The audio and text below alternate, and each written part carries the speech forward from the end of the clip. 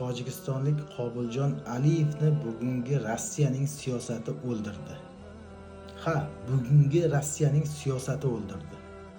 Qanday qilib 4-sinf bolani bemalol 15 yoshlar atrofidagi bola o'ldirib, uni videoga olib, selfiga tushib, haqiqiy qotillardek o'zini tutishi mumkin. Albatta bu Rossiya propagandasining natijasi. Nima uchun Rossiyadagi terrorda tojikistonliklar gumonlanib, hali aybi isbotlanmasdan turib qay ahvolda sud zaliga olib kelishgandi?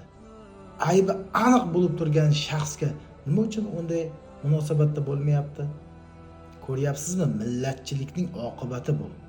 Haqiqiy Germaniyaning natsistlariga o'xshab boryapti bu Rossiyaning bugungi siyosati. Ha, biz bemalol ayta olamiz, Rossiyada ishlamang, qayting, Rossiyada ahvol og'irlashib boryapti, tuhmat bilan qamatib, undan keyin urushga yuboryapti. Rossiyaga bormang deb bemalol aytishimiz mumkin.